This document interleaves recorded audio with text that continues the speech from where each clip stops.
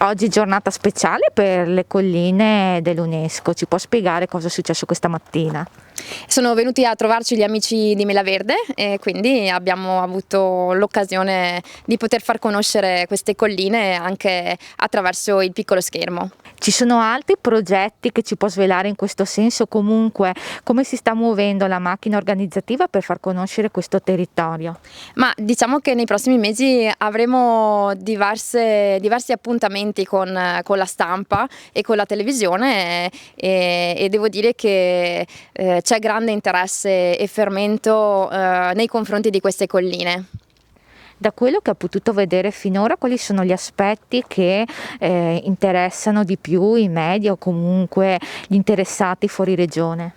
Ma sicuramente la ragione per la quale le nostre colline sono diventate patrimonio dell'umanità e poi il fatto di trovarsi immersi nella natura. Questo è un elemento su cui tutti puntano proprio perché che si tratti di turisti o comunque cittadini, c'è la voglia di ritornare al contatto con la natura, soprattutto dopo l'anno della pandemia.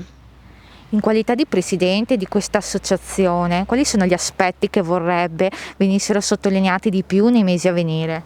Ma sicuramente il fatto che siamo pronti alla riapertura, alla ripartenza e che nonostante ci aspetti diciamo, il periodo autunno-invernale, le colline possono essere vissute anche in quel periodo, anzi in questo periodo è possibile anche godere di alcuni panorami che sono spettacolari perché i colori che ci regalano queste colline, tanto diciamo la parte boscata quanto quella a Vigna con il Glera, penso che sia veramente uno spettacolo, un panorama unico.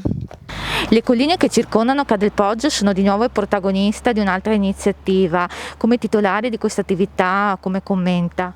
Ma io commento così che mi trovo proprio al centro di una grandissima area, un'area che negli ultimi anni ha ricevuto un riconoscimento importante, che è quello che è diventato patrimonio dell'umanità.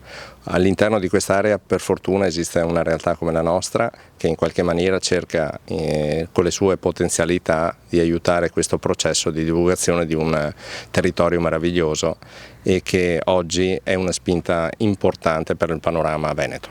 Oggi quello che stiamo facendo penso che sia trasportare i nostri ospiti all'interno di un territorio che ha 12 mesi, non è solamente nel periodo della primavera-autunno, nel senso che oggi grazie a tutto quello che stanno realizzando l'ospite trova interessi ma soprattutto scopre tradizioni e scopre realtà all'interno di questo territorio che fanno sì che diventiamo appetibili per tutto l'anno.